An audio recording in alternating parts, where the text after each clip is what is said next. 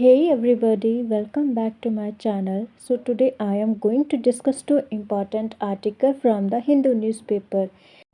So first article is related to child mortality. So first point is India has shown steady progress in reducing child mortality with significant decline over decades due to sustain public health efforts and intervention. तो India ने एक steady progress shown किया है, मतलब दिखाया है, जो लगातार रिड्यूस हो रहा है चाइल्ड मोर्टालिटी रेट, जो एक सिग्निफिकेंट डिक्लाइन हुआ है ओवर डिकेड्स ड्यू टू इसका मतलब क्यों मतलब डिक्लाइन हुआ, इसका रीज़न क्या है? सस्टेन पब्लिक हेल्थ एफर्ट्स और इंटरवेंशन। मतलब जो सस्टेन पब्लिक हेल्थ के जो एफर्ट्स रहे और जो उनके इंटरवेंशन रहे उसकी वजह से child mortality rate steady decline हुआ है।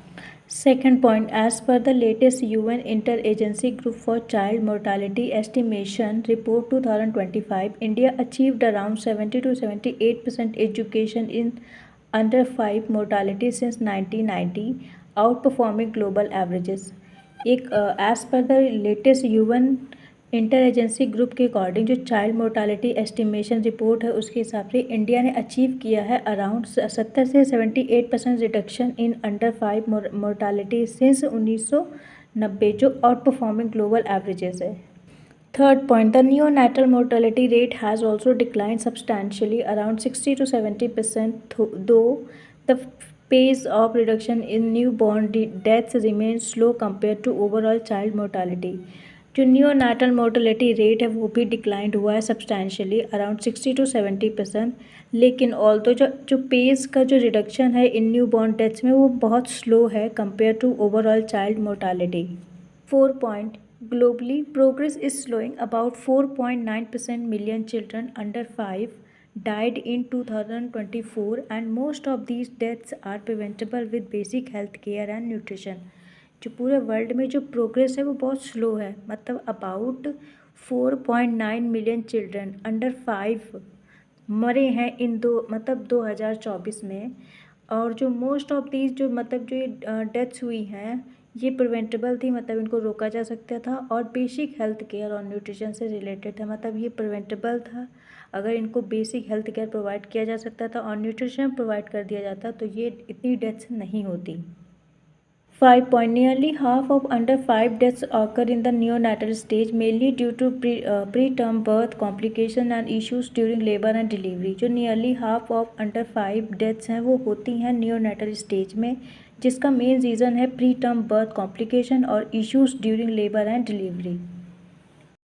6 point, infectious disease like pneumonia, diarrhea and malaria remain leading causes, especially in developing regions, along with malnutrition as a key underlying factor.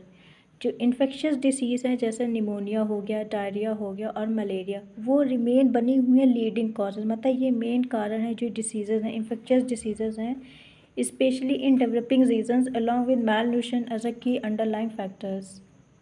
7 point, despite progress, India still contributes a significant share of global child deaths, highlighting regional and socio-economic disparities in healthcare access.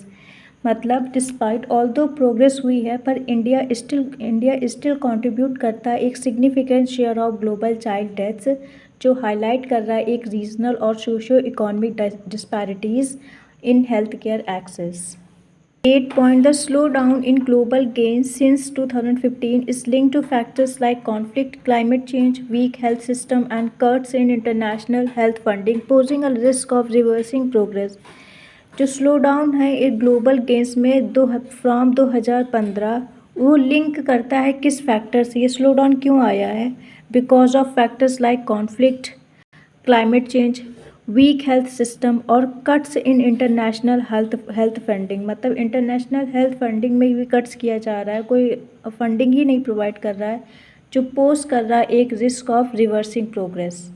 And the second article is related to guillotine. So first point is the Lok Sabha passed demand for grants worth rupees 53 lakh crore for 2025-26 using the guillotine procedure, which allow approval of pending demands without detailed discussion due to time constraint. तो लोकसभा ने पास किया है demand for grants worth rupees 53 lakh crore for 2025 और 26 के लिए, जो use करता है गिलिटीन प्रोसीजर को, जिसमें अलाउ किया जाएगा approval of pending demands without detail. इसमें कोई अभी डिटेल में डिस्कशन नहीं हुआ है because of the time constraints. Second point, guillotine is a parliamentary device used during the budget session to fast-track financial business when time for debate is limited, ensuring passage before the financial year begins. तो guillotine एक parliamentary device है जिसको use किया जाता है during the budget session. ये एक fast track financial business है। जब टाइम फॉर डिबेट मतलब जब टाइम फॉर डिबेट लिमिटेड होता है तब इसको यूज़ किया जाता है और इंश्योर किया जाता है passage before the financial year begins. Third point, only a few ministries like agriculture and railways were discussed while remaining demands were passed without debate, highlighting constraint in parliamentary scrutiny. केवल कुछ ministries जैसे agriculture हो गया और railway हो गया उसी को केवल उसमें डिस्कस्ड हुआ है, बाकी जो रिमेनिंग है वो डिमांड्स वर पास विदाउट डिबेट। बाकी बस जो डिमांड्स थी उनको पास कर दिया गया है विदाउट डिबेट, जो हाईलाइट कर रहा है constant in parliamentary scrutiny. Fourth point, the demands for grants are part of the union budget process under Article 113 of the Indian Constitution, where each ministry seek approval for its expenditure. जो the demands for grants है वो एक part है of the union budget process जो under article में 113 में mention है of the Indian constitution, जहाँ पर ईच मिनिस्ट्री सीक्स मतलब आस्क करते हैं approval for its expenditures. 5 point, after passage of demands for grants, the government introduces the appropriation bill under Article 114 of the Indian Constitution to withdraw money from the Consolidated Fund of India. After passage of demand for grants, the government ने introduce किया है the appropriation bill under Article 114 of the Indian Constitution जो withdraw करता है money को from the Consolidated Fund of India. 6 point, the debate saw political exchanges with the government defending its agriculture policies and irrigation scheme while opposition raised concerns about farmer issues and incomplete discussion. जो debate है उसमें देखा गया एक political exchanges, तो जो government है जो रूलिंग गवर्नमेंट है वो डिफेंड कर रही है अपनी एग्रीकल्चर पॉलिसीज़ को और इरिगेशन स्कीम्स को, जबकि जो अपोजिशन है वो रेस कर रहे हैं concerns about farmer issues and incomplete discussions. 7 point, use of guillotine reflects a decline in detailed legislative scrutiny of budgetary allocation, which is a key concern for parliamentary accountability in India. जो use है of guillotine वो reflect करता है एक decline in detail legislative scrutiny of budgetary allocation, जो कि एक की कंसर्न है for parliamentary accountability in India. 8 point, this development is significant for UPSC as its highlight budgetary procedure, parliamentary control over finances and issue in democratic functioning in India. जो ये development है ये important है for UPSC because as it is highlight, ये highlight करता है budgetary procedure को, parliamentary control को ओवर फाइनेंसेस और issue in democratic functioning in India.